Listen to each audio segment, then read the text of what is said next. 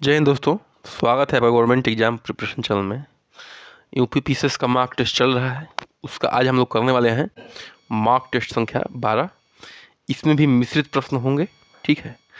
और जो भी हमारा टेस्ट होता है बिल्कुल एकदम ऐसा टेस्ट बनाने की कोशिश करता हूँ कि सारे इम्पॉर्टेंट क्वेश्चन जो है उसमें आ जाए, और जितने भी अब तक समय बचा हुआ है उसमें हम लोग कोशिश करेंगे कि सारे के सारे इंपॉर्टेंट क्वेश्चन जो है स्टैटिक वाले इसमें आ जाएं, और जो भी करंट अफेयर वाले हैं वो करंट अफेयर में इंक्लूड हो जाए। तो चलिए शुरू करते हैं। आज का पहला प्रश्न, निम्नलिखित में से कौन सा पर्वत श्रृंखला फ्रांस और जर्मनी के बीच प्राकृतिक सीमा निर्धारित करती है, ठीक है।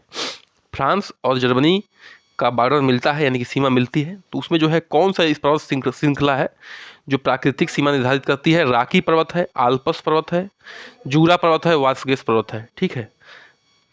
तो इसका उत्तर हो जाएगा डी, यानी कि ओस्केस पर्वत जो है फ्रांस और जर्मनी के बीच प्राकृतिक सीमा निर्धारित करती है। आगे बढ़ते हैं, प्रश्न संख्या 2 पे आते हैं। निम्नलिखित में से किस शहर को 5 समुद्रों का बंदरगाह कहा जाता है। निम्नलिखित में से किस शहर को 5 समुद्रों का बंदरगाह कहा जाता है। न्यूयॉर्क को, कन्याकुमारी को, मॉस्को को या शिकागो को। तो दूसरे प्रश्न का उत्तर हो जाएगा सी, यानी कि मॉस्को को जो है 5 समुद्रों का बंदरगाह कहा जाता है। चलिए कुछ इसके बारे में और जान लेते हैं, कौन कौन से जो है समुद्र हैं इसके आसपास। मॉस्को से जुड़ा हुआ मॉस्को शहर है जिससे कौन कौन सागर जुड़े हुए हैं। कैस्पियन सागर, बाल्टिक सागर, सफ़ेद सागर, ओजोका समुद्र और काला सागर, ठीक है। ये 5 सागर से जो है जुड़े हुए हैं। कैस्पियन सागर, बाल्टिक सागर, सफ़ेद समुद्र, ओजोका समुद्र और काला सागर। आगे बढ़ते हैं, प्रश्न संख्या 3 पे आते हैं। भारत में पाई जाने वाली निम्नलिखित में से कौन सी मिट्टी काजू के उत्पादन से संबंधित है, ठीक है। कौन सी मिट्टी है जो काजू के उत्पादन के लिए बेहतरीन है और उससे संबंध रखती है। कहने का मतलब है कि उसमें उत्पादन जो है काजू का बेस्ट होता है, अच्छा होता है। काली मिट्टी है, लैटेराइट मिट्टी है, पहाड़ की मिट्टी है या लाल मिट्टी है। तो मिट्टी के प्रकार आप लोग पढ़े होंगे, उसमें ये मिट्टियों के प्रकार हैं। जो काजू के लिए सबसे बेस्ट होता है वो क्या है, लैटेराइट मिट्टी मौजूद है, ठीक है ऑप्शन में। तो यही उत्तर हो जाएगा।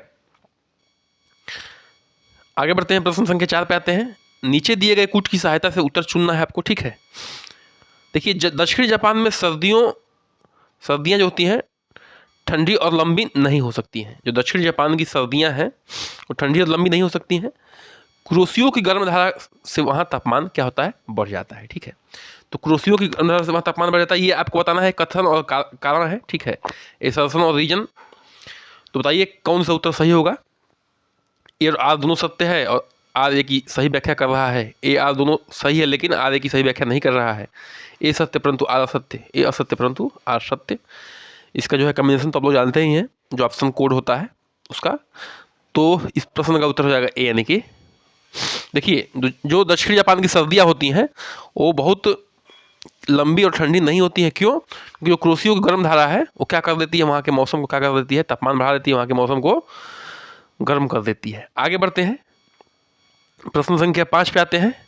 निम्न में से कौन सा जो है असम का सीमावर्ती राज्य नहीं है, ठीक है। मतलब कि कौन सा जो है राज्य है जो असम के साथ सीमा साझा नहीं करता है। सिक्किम है, पश्चिम बंगाल है, अरुणाचल प्रदेश है और मिजोरम है, ठीक है। तो यहाँ पे आप देख सकते हैं पश्चिम बंगाल, अरुणाचल प्रदेश और मिजोरम क्या करते हैं, सीमा साझा करते हैं, लेकिन ये सिक्किम सीमा साझा नहीं करता है।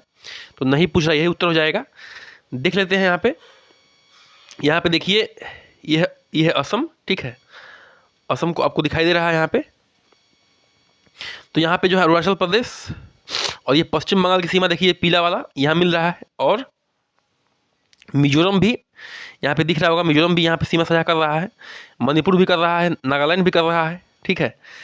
यहाँ त्रिपुरा भी कर रहा है, लेकिन ये सिक्किम यहाँ पे है। सिक्किम जो है पश्चिम बंगाल सीमा साझा कर रहा है, न कि असम से कर रहा है। तो यहाँ पे मैप से आप लोग देख सकते हैं, ऐसे प्रश्न आते हैं। प्रश्न संख्या 6 पे आते हैं।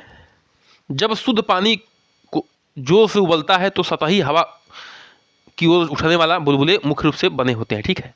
जो सतह पे उठते हैं बुलबुले वो किसके होते हैं, वायु के होते हैं, हाइड्रोजन के होते हैं, हाइड्रोजन और ऑक्सीजन के होते हैं या जल वाष्प के होते हैं। जब पानी बहुत तेजी से उबलता है तो आपने सतह पर बुलबुला देखा होगा, तो वो बुलबुला जो है वायु का होता है, यानी कि एयर का होता है। ठीक है, तो ये ऑप्शन ए सही हो जाएगा। प्रश्न संख्या 7 पे आते हैं।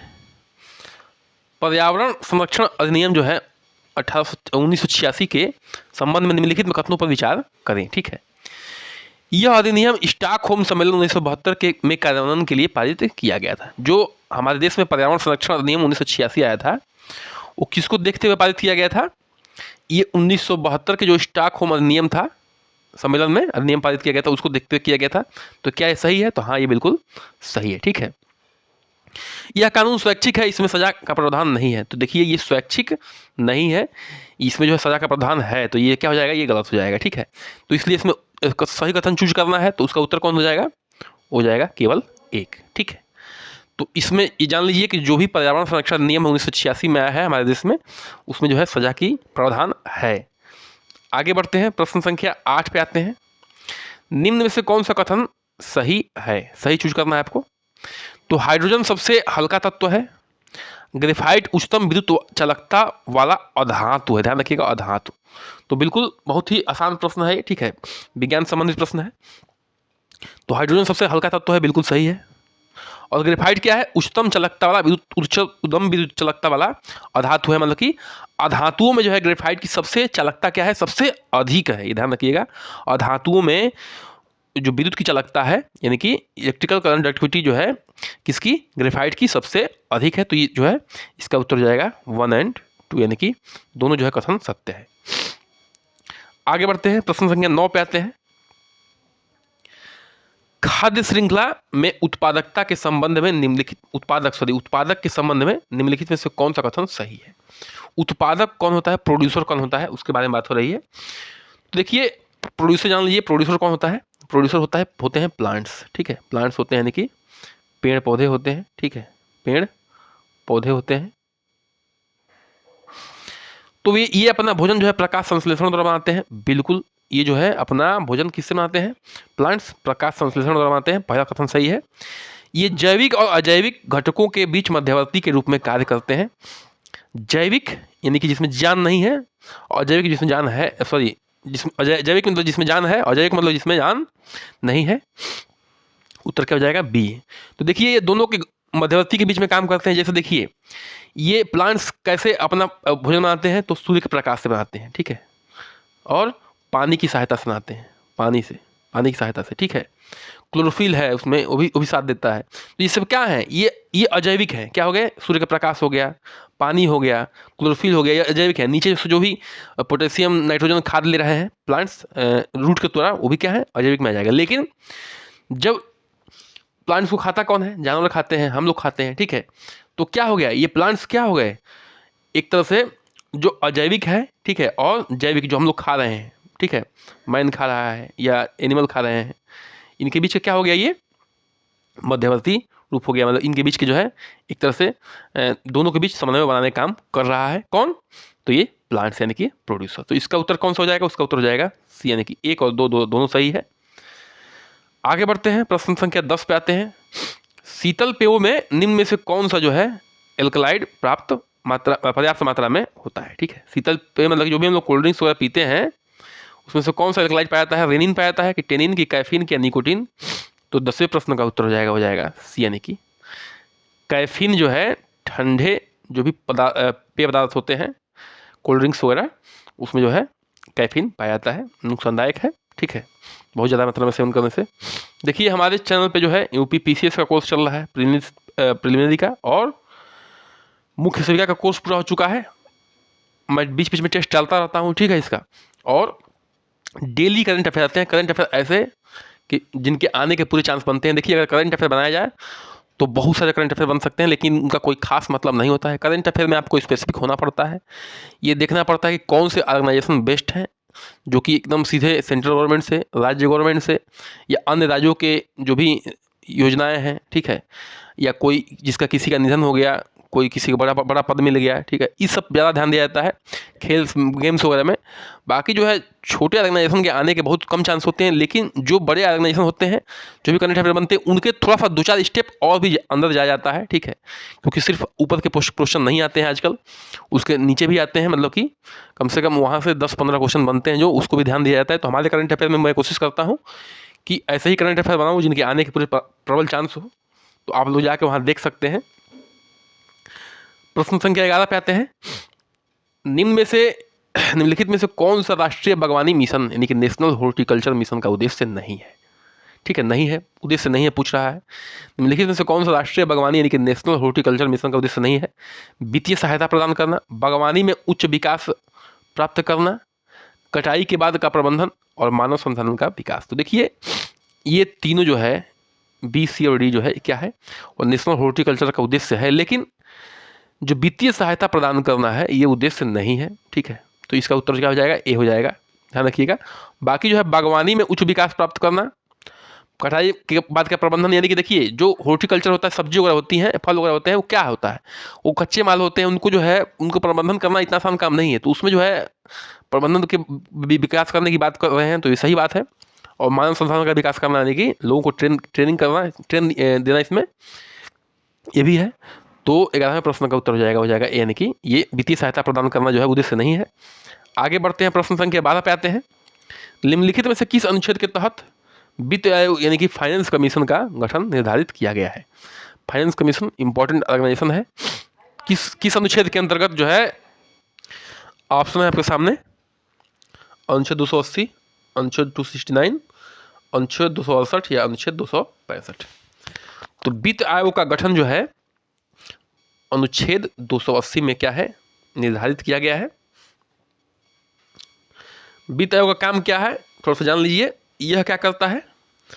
मुख्य काम बता रहा हूँ। वित्त आयोग का मुख्य काम है संघ और राज्य के बीच साझा किए जाने वाला टैक्स को शुद्ध आय का वितरण करता है, ठीक है। जो भी टैक्स होता है वो राज्य और संघ के बीच में क्या करता है? वितरण करने का काम करता है वित्त आयोग यानी कि फाइनेंस कमीशन। आगे बढ़ते हैं, प्रश्न संख्या 13 पे आते हैं। पंचम यानी कि पांचवी पंचवर्षीय योजना का मूल उद्देश्य था, ठीक है। जो पांचवी पंचवर्षीय योजना था उसका मूल उद्देश्य क्या था? दरिद्रता दूर करना यानी कि पॉवर्टी का रिमूवल यानी कि गरीबी को दूर करना, ठीक है। सार्वजनिक वितरण प्रणाली में सुधार, समावेशन वृद्धि या बहिष्करण वृद्धि।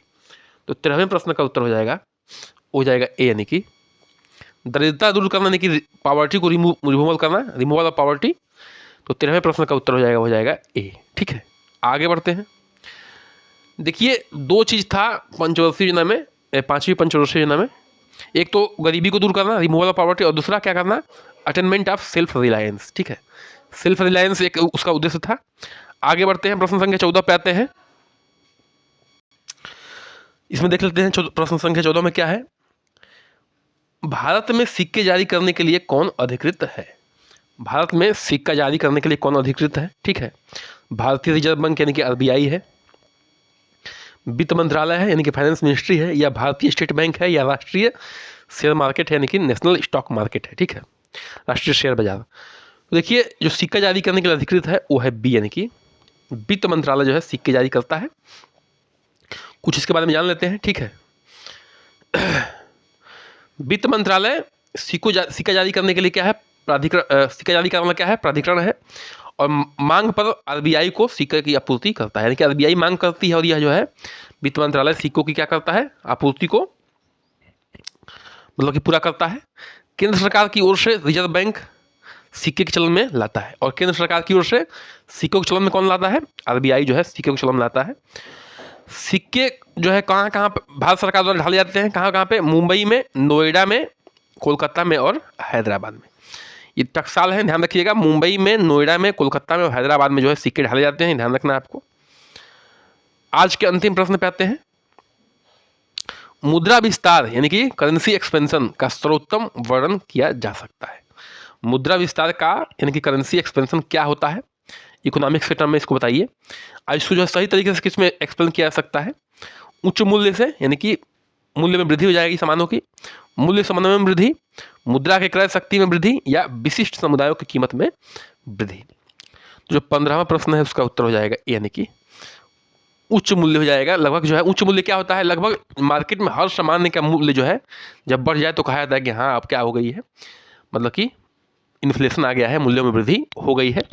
तो उच्च मूल्य जो है ये करेंसी एक्सपेंशन को दर्शाता है। इसके बारे में थोड़ा सा और डिटेल जान लेते हैं जहाँ ज़्यादा समझ में आ जाएगा।